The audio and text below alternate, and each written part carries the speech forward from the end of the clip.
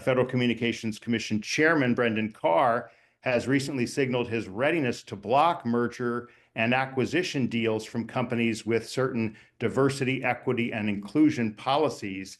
We at Free Press have said that the attacks on DEI now, we've called them egregious and also racist and sexist. TV stations in 2023, 3% of them owned by Black people when the population of the country was about 12%. Women own 8% of TV stations as of 2023, and women, of course, make up half the population.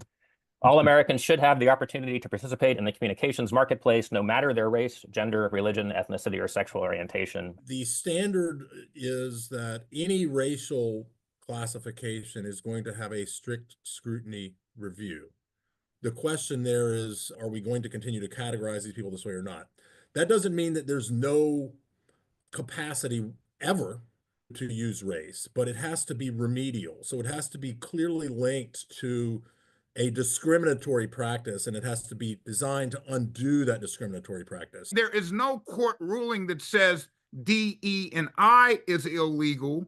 And if it is, that should be determined by a tribunal of competent jurisdiction.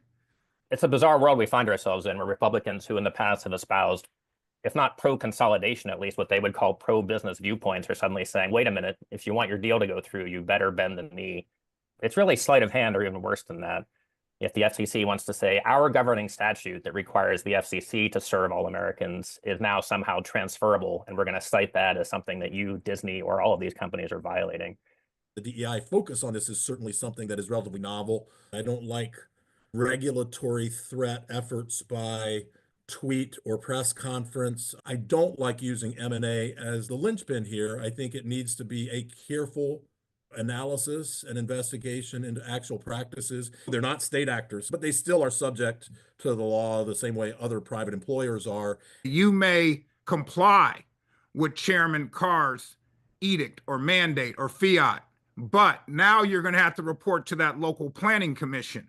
You're going to have to explain to that Latino or African American or woman chair why you've taken the position that DEI is illegal.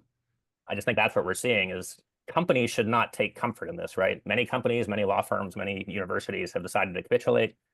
Some have decided to fight. The expansion that we're going to need in broadband infrastructure, and our focus is largely energy as well, and energy infrastructure, we're going to need everyone. And if we do not have the on-ramps, particularly in broadcast communication broadband, to bring in other communities, we will see that we're bringing in foreign employees, foreign expertise.